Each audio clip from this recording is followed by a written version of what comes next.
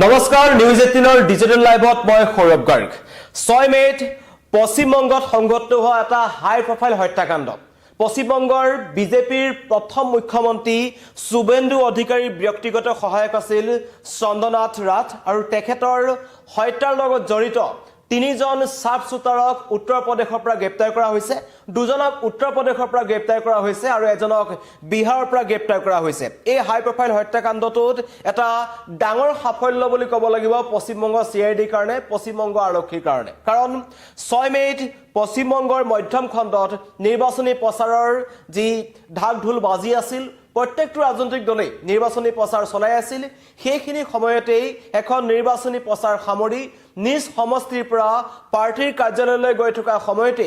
ৰাজপথতেই এখন বাহনে প্ৰথমতে এজন চন্দনাথ ৰাথৰ বাহনখন আগবেটি ধৰিছিল আৰু বাইকত অহা 4 পৰা 5 জনীয়া সাব শুটাৰ দলে একেবাৰে শূন্য দূৰত্বৰ পৰা তেখেতক গুলিয়াইছিল আৰু ঠিতাতেই তেখেতৰ মৃত্যু হৈছিল আৰু এই হত্যাকাণ্ডই সমগ্ৰ পশ্চিমবংগত নিৰ্বাচনৰ আগে আগে এক জুকাৰণিৰ সৃষ্টি কৰিছিল বিজেপিৰ ফালৰ পৰা অভিযোগ আহিছিল যে এই হত্যাকাণ্ডত টিএমচিৰ একাংশ লোক জড়িত হৈ আছে টিএমচিৰ গুণ্ডা বাহিনীয়ে তেখেতক হত্যা কৰিছে কাৰণ পশ্চিমবংগৰ নিৰ্বাচন বুলি ক'লেই হত্যা হিংসা এইবোৰ একেবাৰে সাধাৰণ কথা আছিল এবাৰৰ ইলেকশনটো আমি দেখিলো যে বহু সংখ্যক লোকক আক্ৰমণ কৰা হল বাসগৃহ জ্বলাই দিয়া হল কিন্তু এবাৰ যি পশ্চিমবংগৰ বৰ্তমানৰ মুখ্যমন্ত্ৰী শুভেন্দু অধিকাৰী তেখেতৰ ব্যক্তিগত সহায়ক অতি ঘনিষ্ঠ আছিল চন্দনাথ ৰাথ তেখেতৰ হত্যাকাণ্ডৰ তদন্তত এক বৃহৎ অগ্ৰগতি আহিছে এই মুহূৰ্তত জনাই আছো পশ্চিমবংগৰ সিবিআই ফালৰ পৰা ইতিমধ্যে তিনিজনক গ্ৰেপ্তাৰ কৰা হৈছে আৰু কলকাতা আৰক্ষীয়ে উত্তৰ প্ৰদেশ আৰক্ষীৰ সহযোগত তেওঁলোকে অভিযান চলাইছিল আৰু লগতে বিহাৰৰ বক্সাৰটো তেওঁলোকে অভিযান চলাইছিল যৰ পৰা ৰাহুল নামৰ এজন সাব শুটাৰক তেওঁলোকে গ্ৰেপ্তাৰ কৰিছে আটাইকেইজনকে তেওঁলোকে লৈ আনিছে কলিকতালৈ আৰু তাত তেওঁলোকক জেৰা অব্যাহত ৰাখিছে সন্দেহ কৰা হৈছে যে এই সমগ্ৰ ঘটনাটোত কোনোবাই এই উত্তৰ প্ৰদেশ বা আমি সাধাৰণতে দেখো যে মধ্য ভাৰতৰ একাংশ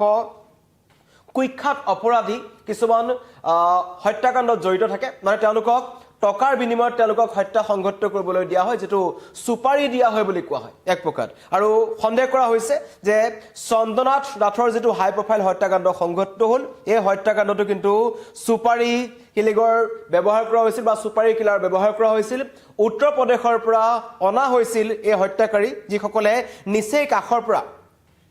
চন্দনাথ ৰাথক গুলিয়াই থৈ গৈছিল বিহাৰ আৰু উত্তৰ প্ৰদেশৰ কানেকশন পোৱা গৈছে পশ্চিমবংগৰ নতুন মুখ্যমন্ত্ৰী শুভেন্দু অধিকাৰীৰ ব্যক্তিগত সহায়ক চন্দনাথ ৰাথৰ হত্যাকাণ্ডত এটা ডাঙৰ অগ্ৰগতি ইয়াৰ আগতো আমি দেখিছো যে অসম তথা দেশৰ বিভিন্ন প্ৰান্তত যেতিয়া এনেকুৱা ধৰণৰ কিছুমান হাই প্ৰফাইল হত্যাকাণ্ড সংঘটিত হয় তেতিয়া তদন্তত এটা স্পষ্ট হয় যে বাহিৰৰ পৰা অনা হৈছিল যিসকলে হত্যাকাণ্ড সংঘটিত কৰিলে বাহিৰৰ পৰা তেওঁলোকক লৈ অনা হৈছিল এতিয়া পশ্চিমবংগত এই 6 মেত সংঘটিত হোৱা এই হিহৰণকাৰী অতি চাঞ্চল্যকৰ হত্যাকাণ্ডৰ আঁৰত আচলতে কোন আছে আৰু এই বিহাৰ তথা উত্তৰ প্ৰদেশৰ সাব শুটাৰ সকলক কোনে ব্যৱহাৰ কৰিছিল কিমান টকাৰ বিনিময়ত তেওঁলোকক এই হত্যাকাণ্ড সংঘটিত কৰিবলৈ দিয়া হৈছিল কোনে এই সুপাৰি তেওঁলোকক দিছিল কোনে হবলগীয়া মুখ্যমন্ত্ৰীজনৰ ব্যক্তিগত সচিবক কি কাৰণত মাৰিব বিচাৰিলে এনে বহু ৰহস্য কিন্তু এতিয়াও উদ্ঘাটন হবলৈ বাকি কিন্তু ইতিমধ্যে জনোৱা হৈছে যে আজি এই তিনিজন যি হত্যাৰ লগত জড়িত বুলি কোৱা হৈছে তেওঁলোকক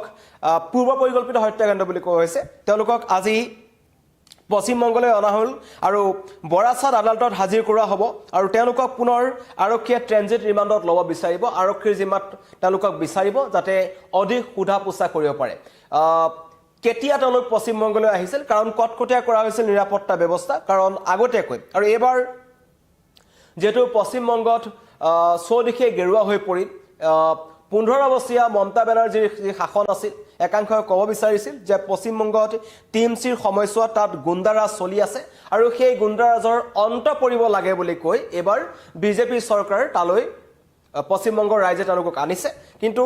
সেই চৰকাৰখন গঠনৰ ক্ষেত্ৰত যিজন ব্যক্তি আটাইতকৈ জনপ্ৰিয় ব্যক্তি বা নাম আছিল তেওঁ হৈছে বৰ্তমানৰ মুখ্যমন্ত্ৰী শুভেন্দু অধিকাৰী আৰু শুভেন্দু অধিকাৰী অতি ঘনিষ্ঠ আছিল ব্যক্তিগত সচিব হিচাপে কাম কৰি আছিল চন্দনাথ ৰাথ তেখেতক কিন্তু হত্যা কৰা হল এই হত্যাৰ তদন্ত সমগ্ৰ পশ্চিমবংগৰ ৰাইজে বিচাৰিছে কোৱা হৈছে যে এই হত্যাকাণ্ডটোত এটা সাধাৰণ হত্যাকাণ্ড নহয়, এইটো এটা পৰিকল্পিত হত্যাকাণ্ড। বহু দিনৰ পৰা হত্যাকাণ্ডৰ ব্লুপ্ৰিণ্ট ৰচনা কৰা হৈছিল। যিসকলে ৰচনা কৰিছিল তেওঁলোকে পশ্চিমবংগৰ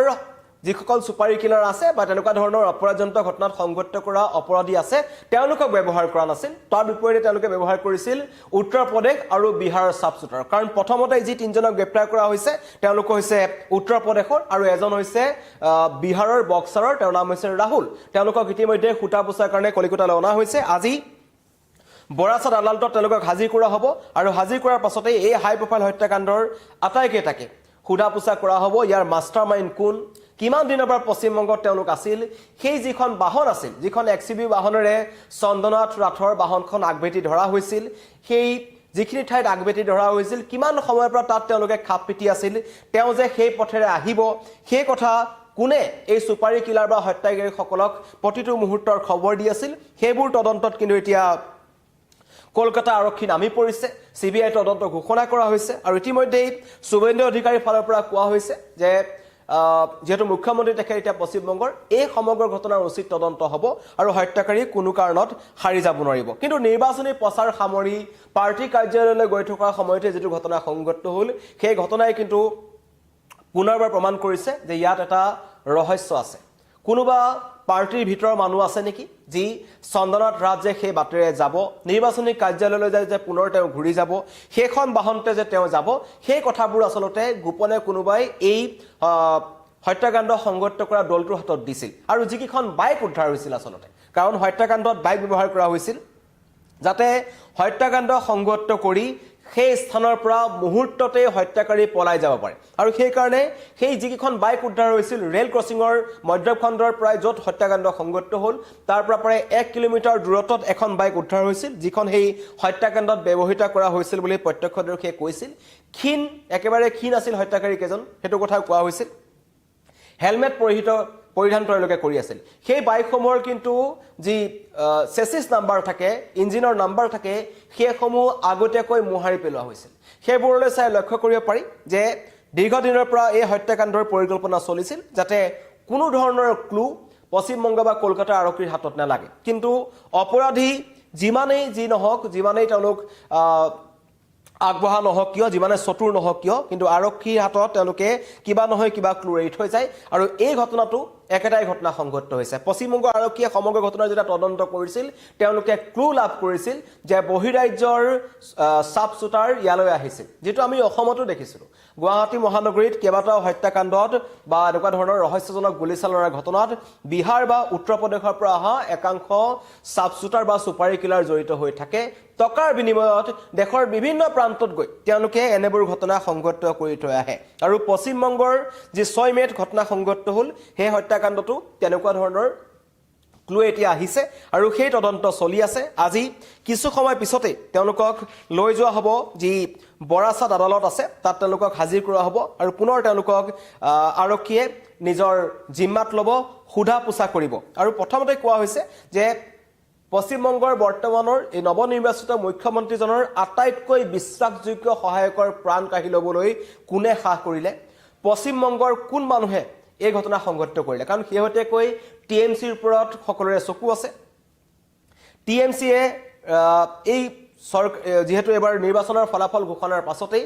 TMCৰ একাংশ কৰ্মকৰ্তাই কিন্তু পুনৰ পশ্চিমবংগক জ্বলাব বিচাৰিছে, বিভিন্ন ধৰণৰ হিংসাত্মক ঘটনা সংঘটিত কৰি আহিছে। কেইবাজনো তৃণমূল কংগ্ৰেছী কৰ্মীৰ ঘৰৰ পৰা গোলা বাৰুদ অস্ত্ৰ শস্ত্ৰ উদ্ধাৰ হৈছে। তেনে পৰিস্থিতিত সন্দেহ কৰা হৈছে যে পূৰ্ব পৰিকল্পিত হত্যাকাণ্ডত ক'ৰবাত নহয় ক'ৰবাত TMCৰ একাংশ লিডাৰৰ হাত থাকিব পাৰে আৰু সেইকাৰণে ক্ষিপ্ৰগতিত তদন্ত আগবঢ়াই নিছে। আজি হয়তো বহু কথা পোহৰলৈ আহিব, কাৰণ ইতিমধ্যেই 3জনক গ্ৰেপ্তাৰ কৰা হৈছে। 3জন চাব শ্বুটাৰ, উত্তৰ প্ৰদেশৰ পৰা 2জনক, এজনক বিহাৰৰ পৰা আটক কৰা হৈছে। তেওঁলোকক জেৰা চলোৱাৰ লগে লগে পোহৰলৈ আহিব আন বহু তথ্য। সেই গাড়ীখন কাৰ আছিল, গাড়ীখন তালৈ কোনে পঠিয়াই দিছিল, তেওঁলোকক কিমান দিনৰ আগতে পশ্চিমবংগলৈ মতা হৈছিল, পশ্চিমবংগলৈ মতাৰ বিনিময়ত তেওঁলোকক কিমান টকা দিয়া হৈছিল, সেই টকা তেওঁলোকে কেনেকৈ লাভ কৰিছিল, এনে বহু তথ্য পশ্চিমবংগ আৰু কলকাতা আৰক্ষীৰ তদন্তত বাহিৰ হ'ব। মই এই মুহূৰ্তত জনাইছোঁ যে 6 মে'ত পশ্চিমবংগৰ মধ্যমগ্ৰামত সংঘটিত হোৱা বৰ্তমানৰ পশ্চিমবংগৰ মুখ্যমন্ত্ৰীৰ ব্যক্তিগত সহায়ক চন্দনাথ ৰাথৰ হত্যাকাণ্ডৰ 3জন চাব শ্বুটাৰক গ্ৰেপ্তাৰ কৰিছে আৰু এই হত্যাকাণ্ডৰ এটো আটাইতকৈ ডাঙৰ অগ্ৰগতি। ধন্যবাদ।